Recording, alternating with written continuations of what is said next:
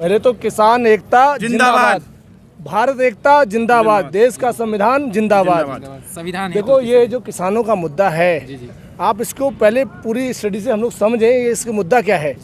जब देश में आपातकाल एक बड़ी स्थिति विश्व में चल रही थी, कोरोना काल की, पूरा देश लॉकडाउन और तमाम तरह की मुश्किल हालातों से गुजर रहा था, तब ये चोर सरकार पीछे से अध्यादेश लेके आती है जून में, जब सब कुछ बंद था, फैक्ट्री, घर, हॉस्पिटल, घर, दुकान, बाजार सब बंद था, तब ये सरकार जून में अध्यादेश लेके आती है राष्ट्रपति के द्वारा, चुपचाप चोरों की तरह, और किसानों का गला घोटने का काम करती है।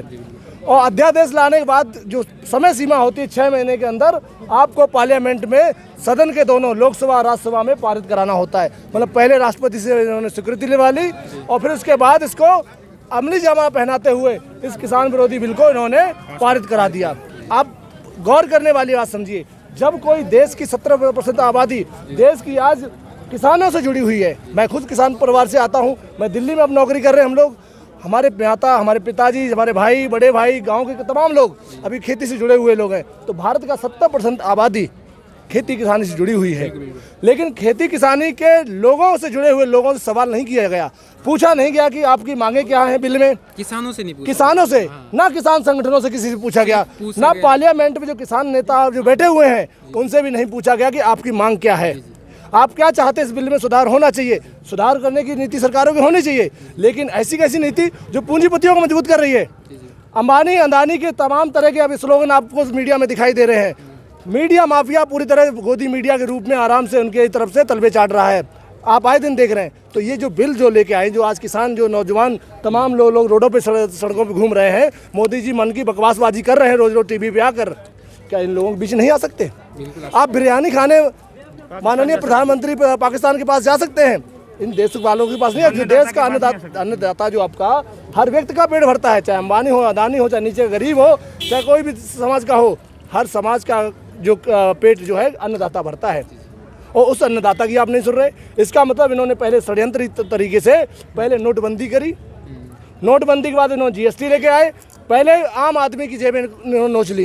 ये जेब कतरे हैं, ध्यान रखिएगा, ये जेब कतरे हैं। इन्होंने पहले आम नोटबंदी से जेबें कतरी, उसके बाद जीएसटी से हमारे छोटे व्यापारी को ख़त्म कर दिया जो रोड पे और छोटी छोटी दुकानों पे, छोटे छोटे कस्बों में काम करते थे।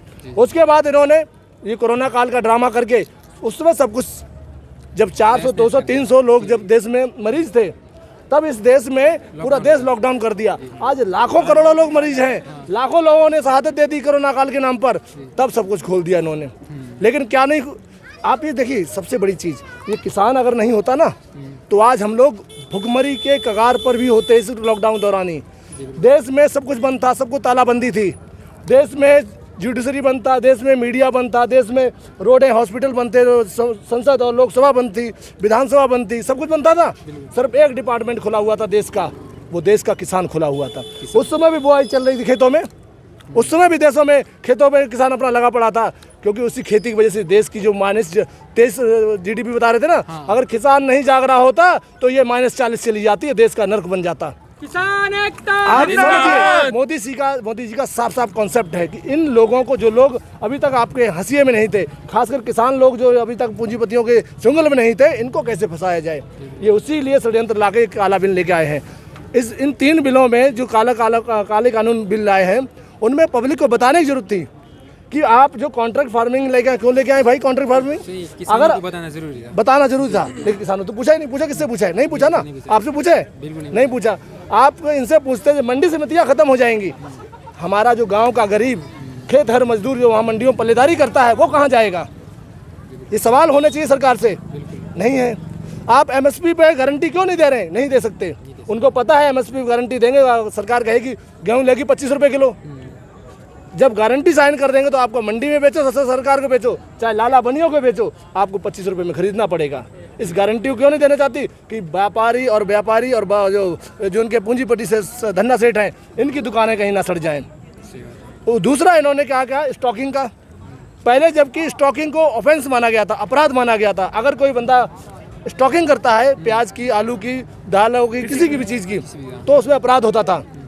दो ही चीज़ों में। लेकिन अब इन्होंने कर दिया, कोई भी स्टॉकिंग कर ले। किसान कहाँ करे? छप्पर तो चूता है पानी में, बरसात में, कच्चे मकान होते, कहाँ स्टॉकिंग करेगा? तो इसका स्टॉकिंग कौन करेगा? अंबानी अदानी जी। इन्होंने वेयर हाउसेस बना रखे हैं। आप कन्नौज में चले जाइए, आप यहाँ से सोनीपत में चले जाइए, तमाम जगह पे इन्होंने वेयर हाउसेस बना रखे हैं। वो किसके हैं? ये सब सरकार के जो नुमाइंदे थे, जो मोदी सरकार के जो चेले चपाटे थे, जो आज सत्ता में देखा जाए सरकार मोदी नहीं चला रहे हैं। सरकार तो देखा जाए देश के पूंजीपति चला रहे हैं। देश में जनतंत्र की बात होनी चाहिए, लोकतंत्र की बात होनी चाहिए, लेकिन हो किसकी रही है? धनतंत्र की बात। इस धनतंत्र ने इस देश के जनतंत्र का गला घोंट दिया है। इस गले को दबाने की कोशिश ना करें मोदी जी। ये किसान लोग जाग चुके हैं। जिस दिन मजदूर जिसके हाथ में फावड़ा होता है, जिसके हाथ में कुल्हाड़ी होती है, अगर वो भी जाग गया ना, तो सड़कों पर मोदी सरकार और मोदी सरकार के जो नुमाइंदे हैं वो आसपास नहीं दिखाएंगे। आप देखिए परसों ड्रामा करते हैं। क्या ड्रामा करते हैं कि देश के तमाम शहरों में इनके मंत्री, इनके संतरी, जिनको पता ही नहीं एक बीघे आलू में कितना लागत लगती है, कितना खाद लगता है, कितना गेहूँ पानी लगता है, कितने टाइम में होता है, उसके फायदे गिना रहे हैं। हम अपने जो हमारी सेना के जवान हैं, जो पुलिस के जवान हैं, उनसे भी आग्रह करेंगे जितना हो सके कोऑपरेट करो। ये हमारे लोग हैं। जो लोग हमारे पुलिस सेना में हैं वो लोग भी हमारे लोग हैं। हमारा ही व्यक्ति बॉर्डर पे मरता है, हमारा ही व्यक्ति खेत में मरता है। कब तक मानेंगे सरकार? ये कब तक ये मारते रहेंगे हमारे लोगों को? इनको बचाने की जिम्मेदारी अब हमारी सभी की है। किसान अपने लिए नहीं खड़ा हुआ है, किसान इस गरीब के लिए खड़ा हुआ है, इस कमजोर के लिए खड़ा हुआ है। समझने की कोशिश करेंगे। खेत हर मजदूर जो लोग हैं, खेत हर मजदूर हैं, वो कौन लोग हैं? दलित पिछड़े लोग ये हैं। अगर उनके पास भी रोजी रोटी नहीं रहेगी तो वो कहाँ जाएंगे? भिखारी बना देंगे ये लोग। सरकार तुम्हारे इस तरह के षड्यंत्र लेके आई है, इसलिए आवाज़ उठाइएगा। इसीलिए हम लोग कहते हैं किसानों के साथ खड़े हो जाइएगा। किसान हमारा अन्नदाता नहीं है, इस देश का सबसे बड़ा भगवान है। वो 1 महीने से लगातार सड़कों पर है, इतनी ठंड में भी है। तो क्या सरकार अब क्या उन्हीं सोचती है कि उनको? देखो सरकार क्या सोचती है, एक्चुअल में क्या है, भारत कृषि प्रधान देश है और किसान ही है जो ईमानदार है। और ये जो वजीर आला हैं, जो प्रधानमंत्री जी हैं, वो लोमड़ी भांति चालाक हैं। उन्होंने लॉकडाउन में जैसे देखा, एक रत्ती भर खर्च नहीं किया और लोग भुखमरी की कगार पर थे, रोजगार खत्म हो गया। ये किसान ही थे जो आगे खड़े रहे, सबके लिए डटे रहे। आज ये चोरी छुपे जो बिल ले आए हैं और एक तरह से पीछे से चोरी कर रहे हैं, पूंजीपतियों के लिए सब कुछ देना चाहते हैं। तो वो सिर्फ धन्ना सेठों के लिए काम करना चाहते हैं। दरअसल ये ईमानदार, मैं वर्ड इसलिए बोल रहा हूँ, है भी ईमानदार इसलिए क्योंकि उसने बोला था कि मैं चौकीदार हूँ, और ये बेचारे सीधे किसान समझ ही नहीं पाए कि वो चौकीदार किसका है। तो वो पूंजीपतियों का चौकीदार है। तो उसने तो पहले ही बोल दिया था मैं चौकीदार हूँ। तो अब हम सब समझ चुके हैं कि वो चौकीदार है और पूंजीपतियों का ही चौकीदार है, तो वो चोर है। मैं ये कहता हूँ अति का अंत निश्चित है। कितने दिन और चलाओगे? ये किसान है, ये वो मजबूत हिला सकता है, बना सकता है तो हिला भी सकता है। तू वजीर आला सही, तेरी जड़ हिला के रख देंगे, चाहे कुछ भी हो जाए। किसान एकता जिंदाबाद, किसान एकता जिंदाबाद। मैं लास्ट में एक शायर की एक बात कहकर अपनी बात को रजा करूंगा कि बांट दिया इस धरती को, बांट दिया इस धरती को, इन फिरकापरस्तों ने बांट दिया इस धरती को, चांद सितारों का क्या होगा? बांट दिया इस धरती को, इन चांद सितारों का क्या होगा? एक हवा में सांस है सबकी, अब हवा भी नहीं चलाओगे? अब पूछने वाली बात यह है कि मंदिर मस्जिद का मुद्दा हर बार जोड़ देते हैं। कभी किसी को बोलते हैं ये मंदिर है, बनाएंगे हम, मस्जिद बनाएंगे। तो सोचिए कि क्या खुदा ने मंदिर तोड़ा है? क्या राम ने मस्जिद तोड़ी है? नहीं तोड़ी ना। तो इसका मतलब ये बांटने का काम कौन कर रही है? सरकारें। तो इन फरकापरस्तों से हमको सावधान रहने की जरूरत है। इसलिए नस्वर का करे जो बंटवारा। जब हमारी कौम जो इंसानी कौम है, जात किसकी होती है? पक्षी की होती है, पेड़ की होती है, कुत्ते की होती है, भैंसे की होती है। इंसानों कोई जात क्या होगी? आपकी नाक मेरी नाक, आपका मुंह मेरा मुंह, सब एक जैसा है। नस्लों का करे जो बंटवारा, रहबर वो कौम का ढोंगी है।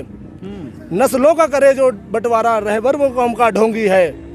तो तभी तो कहा गया, क्या खुदा ने मंदिर तोड़ा है? क्या राम ने मस्जिद तोड़ी है? नहीं तोड़ी ना। तो इसका मतलब ये लोग हम लोगों को बांटने का काम करेंगे। हमारे बीच में लोग आएंगे आरएसएस और जो कच्चाधारी लोग, वो हमको बांटने का काम करेंगे, हमको बंटना नहीं है। हमको सरकार से सिर्फ ये पूछना है कि इस काले बिल को आप वापस कब ले रहे हैं। हमारी सरकार से कोई नाराज़गी नहीं है। सरकार इस देश की है और सरकार इस देश के कानून को मानती, संविधान को मानती है। तो आप सरकार के जो लोग जिन्होंने चुना है सरकार को, उनकी भी बात आप सुने, ना कि आप अदानी अंबानी जी को फ़ायदा पहुंचाने की बात कर रहे हैं। आप सोचिए, यहाँ लाखों करोड़ों लोग, सरकार ने जो वादे किए उनके साफ साफ देखिए कहाँ कहाँ वादे उन्होंने पूरे किए। उन्होंने कहा कि हम 2 करोड़ रोजगार देंगे। आपको पता है 6, साढ़े 6, 7 साल में मोदी सरकार ने हर साल 6 करोड़ रोजगार छीना है। मतलब 36 करोड़ युवाओं को रोडों पे हमारे जैसे झूला छाप घुमाने को पहुंचा दिया। चाहे आपने इंजीनियरिंग कर रखी हो, चाहे डॉक्टरी कर रखी हो, चाहे लॉ कर रखी हो, आज आपको रोजगार नहीं है। इन्होंने कहा कि हम आपको MSP देंगे। कितने किसानों को MSP का मतलब समझ में आता है? किसी को नहीं पता ना MSP होता क्या है। नहीं पता बहुत लोगों को। अब यही नहीं पता मिनिमम सपोर्ट देंगे सरकार किसानों को या मैक्सिमम देंगे, गोल मोल घुमा रहे हैं हमको। तो इस सभी से सरकार को पूछना चाहिए कि आपने जो वादे किए थे पीछे, उन वादों का क्या हुआ? 15 लाख तो हमें चाहिए नहीं। एक काम करो, हमारे जो बिल आपने फाड़े हैं जो बेकार के, उन बिलों को हमको साफ कर दो। हमारा ये कानून जो लेके आए काला कानून, इसको ख़त्म कर दो। APMC को बहाल रहने दो। MSP की गारंटी दे दो आप। हमारा सरकार से कोई नाराजगी नहीं है। किसान भी ये चाहती है। किसान एकता नाराजगी नहीं है, सरकार से नाराजगी नहीं है, सरकार की नीतियों से नाराजगी है। जो वो काम कर रही है उनसे नाराजगी है। सरकार मेरा कुछ नहीं बिगाड़ सकती है, लेकिन हमारा बिगाड़ तो वो रहे हैं जो कानून पारित कर रहे हैं अनाप शनाप गलत तरीके से। तो बिगाड़ तो हमारा वो रहे हैं। तो हमारा उन कानून के खिलाफ आंदोलन है। हमारा जो सत्याग्रह आंदोलन काले कानूनों के खिलाफ में है, जो हम किसानों को पीछे धकेलेगा। अभी तो हम चलो कर्जे में भी अपनी ज़िंदगी गुजार रहे थे, अगर ये कानून पारित हो गए तो कर्जा इतना बढ़ जाएगा कि किसान अपनी फसल ही नहीं पैदा करेगा, क्योंकि उसमें बाजे मूल्य नहीं मिलेगा। आप कहाँ से आए हो? हम आगरा से। आगरा से। हम भी आगरा से हैं वैसे, और मैं यहाँ दिल्ली में जॉब कर रहा हूँ। तो हम वही मैं कह रहा था, मेरे पिताजी ने अभी 8 रुपये किलो आलू बेचा अपने मैनपुरी का। और मेरे जैसे लौंडे शहर में यहाँ नौकरी कर रहे हैं कंपनियों में, वो 40 रुपये 50 रुपये खरीद रहे हैं। मतलब पिताजी ने 8 बेचा, यहाँ लौंडे 40 में खरीद रहे हैं। मतलब बाप भी मरा, लौंडा भी मरा। आप बात समझो। यही भी इस बिल से होने वाला है। ये नहीं, वो तो हो ही रहा है। स्टॉकिंग होगी तो और ज़्यादा होगा। जो तेल 120 रुपये 130 रुपये लीटर मिल जाता है, जब किसानी का जो अपना सरसों जब खेत में खत्म हो जाता है सीजन, तब उससे में तो 100 रुपये 100 रुपये 20 रुपये मिल जाता है। लेकिन जैसे सीजन खत्म होगा, 5-6 महीने स्टॉकिंग वाले होंगे, फिर वही आपको 200 रुपये किलो बेचेंगे। वही बात है तो ना, हमारा ही जूता हमारे सर पे पड़ेगा। तो ये जूते से बचाने के लिए सरकार से बोलो कि आप ये बिल को वापस लें।